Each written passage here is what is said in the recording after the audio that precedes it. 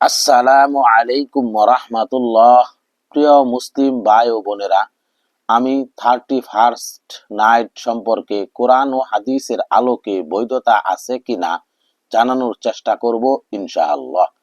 31st night ও নববর্ষ উদযাপনের ইসলামী শরীয়তের নির্দেশনা, অর্থাৎ 31st নাইট বা ইংরেজি নববর্ষের উদযাপন বর্তমান বিশ্বে একটি প্রচলিত সংস্কৃতিতে পরিণত হয়েছে।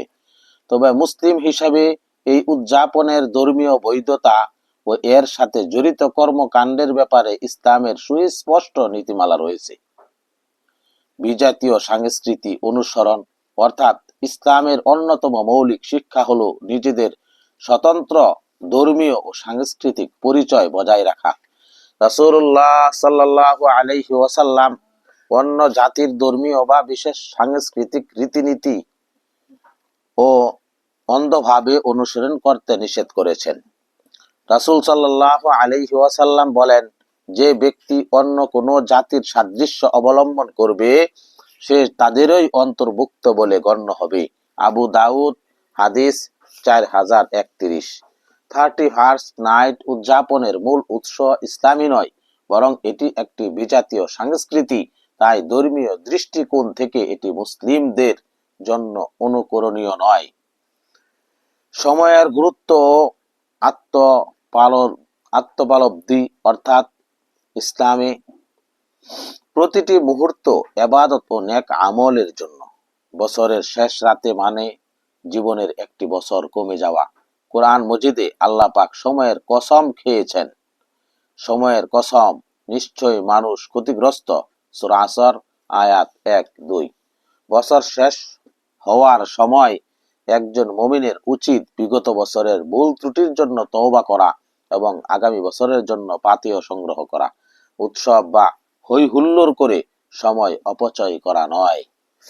অপচয় ও অনর্থক কর্মকাণ্ড, অর্থাৎ 31st নাইটে সাধারণত আতশবাজি, ফটকা ফুটানো হয় এবং আলোকসজ্জার পিছনে প্রচুর অর্থ ব্যয় করা হয়।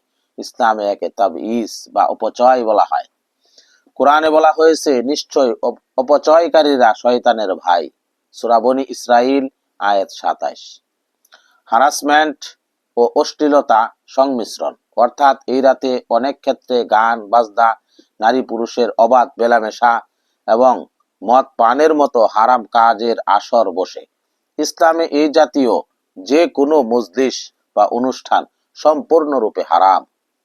সাহাবীদের আমল ও ইসলামে নববর্ষ, অর্থাৎ ইসলামে নিজস্ব ক্যালেন্ডারে হিজরি সনে থাকলেও সাহাবায়ে কেরাম বা পরবর্তী সোনালী যুগের মনীষীরা কখনো কোনো বর্ষবরণ অনুষ্ঠান পালন করেননি।